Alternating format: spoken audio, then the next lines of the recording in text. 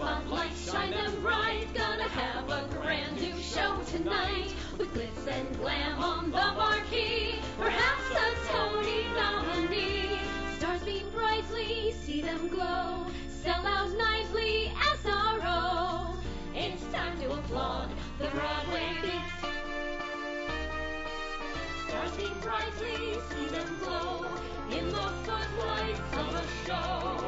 Life is sweet on the world's most famous street. Tickets, please.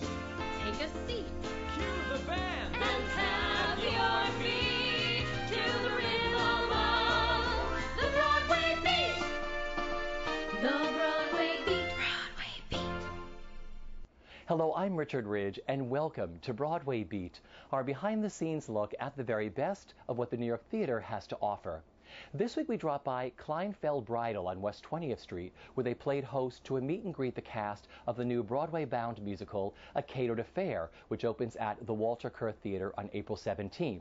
With a book by four-time Tony Award winner Harvey Fierstein and a beautiful score by John Bocchino, the musical welcomes back to Broadway Tony Award winner Faith Prince. We were treated to a musical number from the show, sung by the bride and groom-to-be, Leslie Kritzer and Matt Cavanaugh. But let's start things off at the Hammerstein Ballroom for the MCC Spring Gala entitled Miscast 2008. The evening featured performers singing songs from roles that they would never get cast in. Now in its 22nd season, MCC is one of New York's leading off-Broadway theater companies. We weren't allowed to videotape any of the show, but we caught up with many of the performers as they were getting ready to hit the stage. The evening's honorary chair was renowned actress Lynn Redgrave, who just finished up her run giving a tour de force performance in MCC's production of Grace. The United States is now run by born-again Christians, by people who act because they think their prayers are being answered. In America, in a presidential election, an actor who reads the Bible would almost certainly defeat a rocket scientist who does not. And that country is our world's policeman. And what are they currently in charge of policing? Islamism. Islamism is not the moderate, self-critical belief system my son preached for. Islamism is a creedal wave that calls for our own elimination. Every jihadi sees the need to eliminate all non-Muslims, either by conversion or by execution. And the most extreme Islamists want to kill everyone on earth, except the most extreme Islamists. Well, they're very supportive, you know. I mean, they've got no money. I hope they'll have loads of money after tonight. And yet they go out on a limb with plays. And Grace, I think, surprised everybody in that it just kept selling out. And I think it was a controversial sort of play that might not have done, you know, but yet they put it on. I don't think it was a foregone conclusion. And it was a very important play. And it's a beautiful play, so it was just thrilling. The whole thing was great. Now, had you worked with Jeffrey Richards before? I've known Jeffrey Richards since 1967. He was working for Alexander Cohen, and I came and did my first Broadway show for Alexander Cohen, black comedy. And then when I did Shakespeare for my father in '93 on Broadway, Jeffrey was my press representative. And, you know, he has said, and he's a man of his word, that he's going to present my new one-woman show, Nightingale, in this next season, if we find a theatre, obviously, but that's his intention, and Jeffrey's a man who gets things done. So, and actually my apartment in New York is across the road from here, so we run into each other in the park with dogs. Well, I'm an actor, and so I was on the street, and I was angry at the way actors were being treated. And so I decided, 19th century actor-manager, to take things in hand, and Bernie was very much committed to creating a theater company. And at that time, I was a member of Circle Rep, and I did not want to create a non-profit theater company. So we created a for-profit theater company. And the idea behind it was to work in the studio as artists, create a script, and sell it to producers. And then we would live off the percentage on the option. Well, in fact, we did sell 3 options, and we didn't make any money. So we had to go non-profit. And then the idea, as is now, was to find voices for the theater, find artists, and give them support, whether it be actors, directors, or playwrights. And as we've grown in the last 20 years, we don't have the 50 actors anymore and the 10 playwrights and the 10 directors. We more or less hire the talent pool that's here in New York.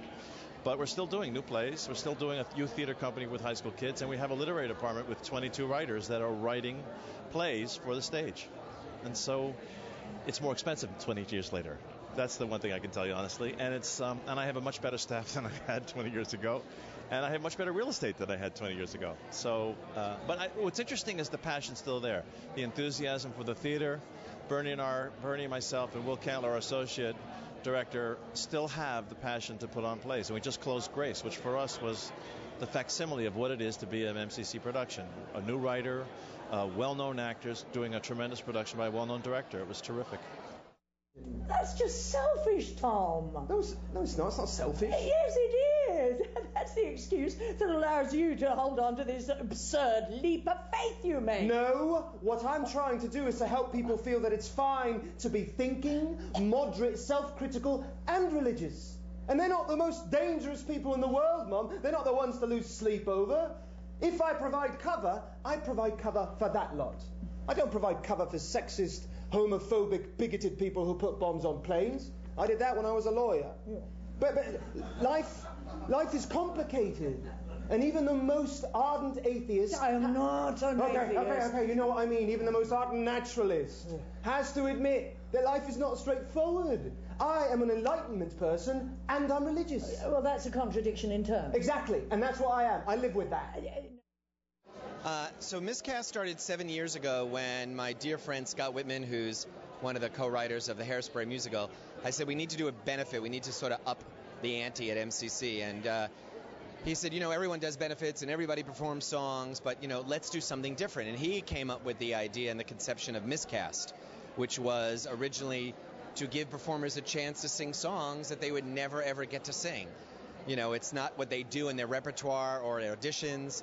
And then we just ran with it. I mean, we all know performers. I cast a lot of the Broadway shows. And we just started asking people, and it was amazing to find out how the actors just sort of ran with this idea. Because it was like, like Kristen Chenoweth said, oh my God, I've always wanted to sing Effie's song, Tell Her I'm Not Going. I never get to do that. And to do it in front of public, or Jane Krakowski last year sang Shadowlands from, Lion King. And she was, doing this sort of African tribal dance, and it was hysterical. Or Lin-Manuel, said, oh, I want to do Amy's song from Stephen Sondheim. I'm never going to get cast in that, and it's just been on and on. It goes on, the list, it's amazing how much the actors, and what's nice, we've been doing this for 7 years, and now actors are wanting to come back. They do it, and then 2 years later, they're like, can I be in it? Can I be in it? So it's just wonderful. Fun. I'm here to have fun. Bernie Telsey asked me to do this. He said I would be singing with some great guys, Stephen Pasquale and Brian Darcy James, and singing things that I would never sing in my life and being ridiculous. And I needed a little break from things. I wanted to just come out and be wild. Now, this is the first time you've done the Miscast benefit for MCC? That's right, yeah. Last year a bunch of friends did it, but I think I was doing something else, and I got excited when he asked me to do it this year. This is for afterwards anyway, so what are you doing tonight? Tonight I am dressing in the full Christmas Santa gear and doing Today for You from Rent, Angel's song from Rent, which obviously I'd never be cast in. And with Stephen Pasquale and Brian Darcy James, I am singing Totally Fucked from Spring Awakening. It's great because it lets you get a chance to step out of your normal zone and do something totally crazy. Right, and I especially feel with my conservative dress and my short little mom haircut that singing Totally Fucked is going to be great. Let's talk about MCC. This is the big gala that raises all this money for this great theater company. What do you know about MCC? Well, I know that it's a wonderful company that does a lot of new works. They just finished Grace, which was a great play with Lynn Redgrave, and they're having great success actually getting new voices out there, and I think that's very, very important, and it's just going to go up from here. I think there needs to be more of that going on. So it gives me great pleasure to present to you MCC Theater's Miscast, Class of 2008. Please welcome to the stage.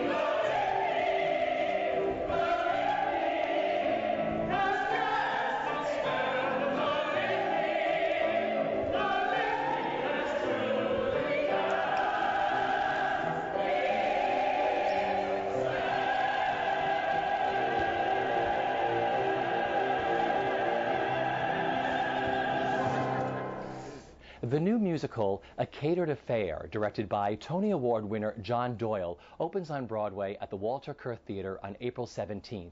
With a book by four-time Tony Award winner Harvey Fierstein and a gorgeous score by John Bocchino, the musical tells the story of a Bronx mother's efforts to give her only daughter the elaborate wedding that she never had and that the bride never asked for. Harvey Fierstein leads a dream cast led by Tom Wopat, Leslie Kritzer, Matt Cavanaugh, and Tony Award winner Faith Prince. Kleinfeld Bridal on West 20th Street played host to a meet and greet where we were treated with a musical number from the show sung by the bride and groom-to-be, Miss Kritzer and Mr. Cavanaugh, accompanied by Mr. Bocchino. I never heard them say the way they feel. As things progress, will we feel less? They never use those words that make love real. They won't go near the words as though they fear the words. But me, I must confess, I need to hear the words. Often, to soften this doubtfulness, please tell me, tickling my ear, for as long as it's sincere, don't ever stop saying I love you. I love you. Please give me every single day that three-syllable bouquet. Don't ever stop saying I love you. So much. Actions speak louder. Sure, love can endure without being told. I suppose to do with my own family. Harvey sent me the script. I got some way into it. I really liked how it was written. I mean, he writes very, very beautifully and with great care and humanity. But the people who are in it are working class, ordinary, poor people. Very much where I came from. It's set in the 1950s. That's when I was brought up. It's about a strong, you could say quite tough woman, you could call it. Who self-protects and shuts out the world rather than open herself in a vulnerable way. I recognize that in my family. I have, a lot of Scottish strong women who have had to struggle and let go of their own, disguise their own emotional center. And that's part and parcel of very much why I've gone into the theatre, to try to tell stories about people like that, because I'm a great believer in that we only have ourselves. You can't be somebody else. I can't be another director. I can only be me. You can only do the story you think is the story worth telling from your own humanity and your own viewpoint. And this piece is all about humanity. That's it's in a way sad to say that that's what's special about it, because I think that's what should be special about all theatre. But it isn't always, And so if you can do something that may just touch people in a way that you would like your own family to be touched, that's very precious and very special. Now, that's not to say it isn't funny. It is funny, but it's funny out of a reality and out of real situations, rather than let's come on and tell a series of gags, or okay, we got you to a serious place there, now we'll do a dance, or, it doesn't have that structure. It's almost more like a beautifully crafted play with wonderful songs that the characters sing to tell us stuff that they couldn't otherwise tell us. But the whole thing's been so joyful. The whole, you bring in the actors, and the actors have so easily taken over these roles. Between you and me, nobody's listening, right?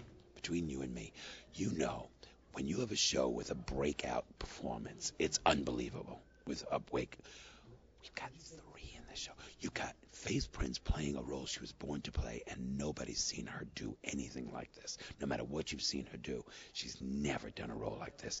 Tom Wopat, do you realize, has never created a role on Broadway? He's only done revivals. He's never created a role, so you're going to see Tom Wopat doing something he's never done before. And then Kritzer, everyone thinks of her as, the funny girl who does, who stole Legally Blonde in the chorus, and who, all this stuff, the great dancer, funny girl, and all that. And she's just heartbreaking in this. So we've got, and not to take anything away from anybody else's performance, even that Firestein's pretty good, but we have 3 real breakout performances in this. It's so much fun to watch that, and so much fun for me to know, to stand back and look and know what the audience is going to be in for. It's great. I used to have the feeling when we did Hairspray, when Hairspray first opened, and people would say to me, how do you get all that energy up to just do that every night? And I said, because I know what you're going to have, you in the audience. You're going to be screaming and jumping and waving your hands and carrying on. So that gives us, well, this one is very different. I know, but at the same time, I know what that audience is going to be feeling. I know the reaction they're going to have, the emotional thing they're going to go through, and the joy, the inner joy that this story tells. I know what it's going to do to the audience, and so I get to watch that and watch these breakout performances. It's heaven for me. Let's talk about the role you play. Well, I wrote myself a cute role, and I Faith Prince's role. I'd be really good in that role. But my mother actually said, I said, I'm doing Catered Fish. She said, you're going to play the mother? I said, no, I'm not going to play the mother. I'm going to play the uncle. Oh. Isn't the mother the lead role? Yeah, I'm playing the uncle. Even my mother wanted me to play. No. Yeah, I wrote myself. Barry Fitzgerald is unbelievable. He's unbelievable. So I didn't even try. I just took that and tossed that out and wrote a different character, because nobody's going to touch Barry Fitzgerald in anything he does. That man could fart, and I would sit and watch it on DVD for the rest of my life. He's just such genius.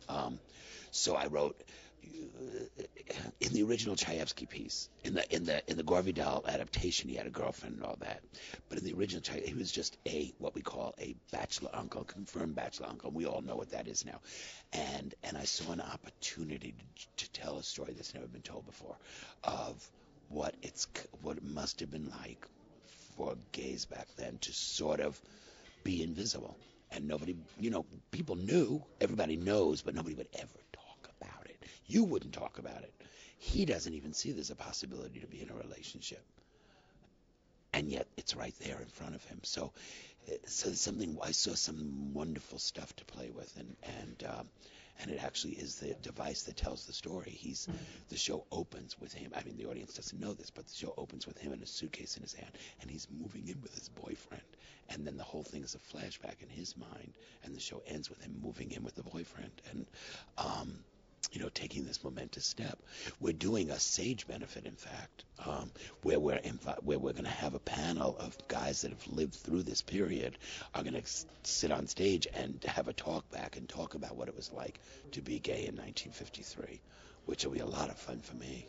Well, initially I was too scared, and Harvey says, he says, and I wish he wouldn't, that, when he asked me to do it, I said, I don't like theater. It was really more, I'm afraid of theater, and I said no initially, or was really tentative about it, because I have no experience in this world, and to be diving into it at such a high level, at such a high profile, with such high profile people, terrified me. And I kind of had to be talked into it, more from a point of self-doubt, like not knowing if I could really pull it off. But when you're sort of the new kid, to be surrounded by such amazingly talented and experienced people is the greatest gift, you could ever ask for. So I feel very lucky. Well, let's talk about the collaboration. Collaborations are so delicate. Yeah. This worked so beautifully. It wasn't that. Yes, with Harvey, he adapted the book, and then said, read it. I'll look it over. Think of where you would like to, where you think songs should go, and I'll make a list of where I think songs should go. We'll get together and have dinner and compare our lists. And they were virtually identical, which was a really good sign, to start a collaboration with somebody. We were really on the same wavelength. And then for the next number of months, it was really just about taking each of those moments in the arc, dramatic arc that he created, taking each of those moments that were in his prose and morphing them into songs that achieved the same motion, told the same story, and hopefully illuminated the emotions and inner life of the characters a little bit more. That's all it was. The role is great. Ralph is he's in love with Janie. He wants to get married. They're in similar situations in the sense that, they're young adults who are ready to go out and start their own lives and sort of get out from under their parents' grip. Ralph's station in life is a little bit different than Janie's in that he's had a more middle-class upbringing. He is more educated. I don't necessarily mean that he's smarter than Janie. It's just that he had the opportunity to go to college. He's a teacher and whatnot. So, but he's also wants to break free from his mother and father's,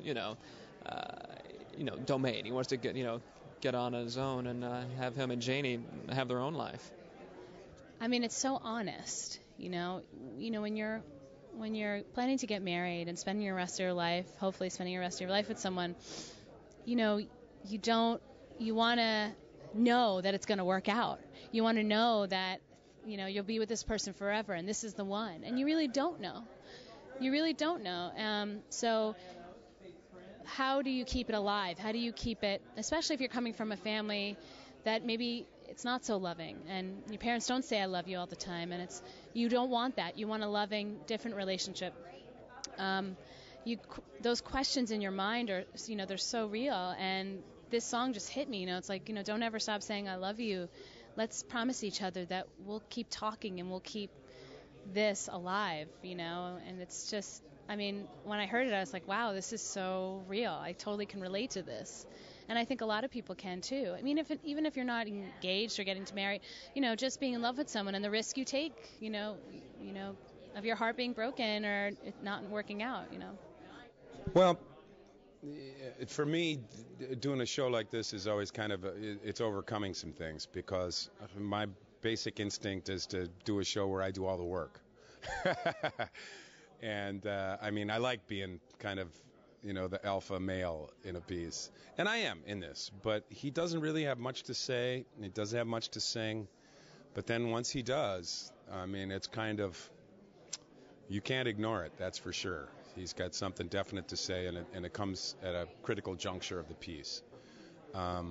What I'd like to say is that I like to drive the train, like when I'm doing City of Angels or 42nd Street, I'm driving the train. I'm the guy who kind of makes everything run. In this case, I'm the guy who stops the train. Yeah, the whole thing just comes to a screeching halt when I finally say my piece. And it's I think it's a very valid piece. It's got a lot to say, and I think it does it in a very unique way. Well, she's interesting. I think at first glance, you think slightly cold. You think sort of cut off from her emotions. You can see that she's been a selfless kind of person, done for people. Cooks, cleans, basically takes care of her family. And then you start to understand why she's cold, why she's cut off, and we start on that journey. And as in life, things are never one or two. It's usually 3 or 4 things that sort of come together to make high drama. And it sort of reveals itself, what this woman has sort of been sitting on top of for many years. And I would say mostly that she doesn't feel she's been loved. And even though she's been living with the same man for 30, 40 years, and as all great theater, something wonderful comes out of it. So I think when people walk out, they think, oh my God, this is my family, like John Doyle was saying. It's universal. You can relate to it. It's your aunt. It could be your uncle. It could be your grandmother. In my case, I'm playing both my grandmothers. And I wear my one grandmother's wedding ring, and I wear the other one's earrings on stage, because those are my women. That's how I'm able to see this character, where the love that I got from those women and the things that I innately felt as a child that they had gone through, And I think there's a lot of hope. People walk out. I mean, you're not going to be the same once you've seen this show, which I think that's what great theater should do. I get teary-eyed just listening to you talk about it, and the same thing happens when I heard John talking about it and Harvey. It's like, it just cracks your heart immediately. Yeah. It does. It's honest. Without and seeing it. I know. And believe me, and that's why I can't wait for you to see it. You got to come. How challenging is she to play? The emotions you go through in this. Talk about that. It's, well, when we started, I was like, oh my God, I'm going to do this 8 times a week. But, you know, the more you get into it, the actually easier it is to just kind of go there.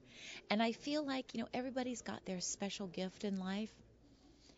God has blessed me with this one. And so it's just what I need to do. And talk about the great score. Oh, his material, I mean, you heard today, it just, I was at Barbara Cook's opening the other night, and she did a number of his. It stops the room. There's such incredible depth in that man. And musical and humor. I mean, all the pieces are different and have a different flavor, but it's a beautiful score. Haunting is the word I would sort of come up with. Never stop saying I love you. It's easy to say, it's easy to